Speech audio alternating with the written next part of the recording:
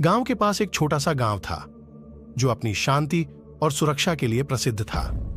लेकिन एक रात जब चांदनी की किरणें सुखाई जा रही थीं, गांव वालों को एक अजीब सी बूंदों की आवाज सुनाई दी।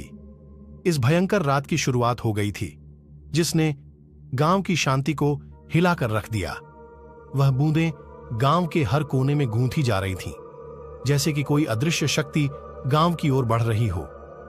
लोग डर से कांप रहे थे और गांव के मुख्य द्वार पर एकत्र हो गए थे, सोचते हुए कि क्या उन्हें यह बूंदें सूचित कर रही हैं।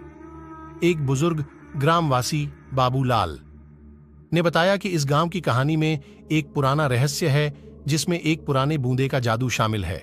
कहते हैं कि यह बूंदें सिर्फ रात को ही गांव के आसपास छाई रहती हैं और जिसे जो देखता है उसका जीवन बदल जाता है। उन्होंने बताया कि बहुत साल पहले गांव में एक ऐसी ही रात आई थी जब एक युवक नामक राज ने उन बूंदों को देखा था। बूंदों ने उसे एक सुनहरे पुस्तक की ओर प्रवृत्त किया और वह बुक से एक पुरानी कहानी पढ़ने लगा। कहानी के अनुसार उस गांव का एक समय था जब वहां एक राजा राज करता था।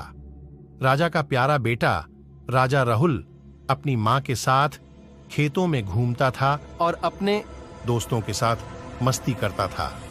एक दिन उन्होंने खोज करते समय एक चमत्कारी वृक्ष के नीचे एक पुरानी कूंज को खोज लिया और उसके अंदर से बूंदें उगली। राजा ने उन बूंदों का परीक्षण किया और उसे एक अद्वितीय पुस्तक का पता चला जिसमें भविष्यवाणी और जादूगरी तथ्य थे। बूंदों के साथ वह पुस्तक पढ़ता रहा और अपने जीवन को बदलने का राज जानता गया। उसके बाद से गांव की सुख शांति में बूंदों का योगदान हमेशा बना रहा।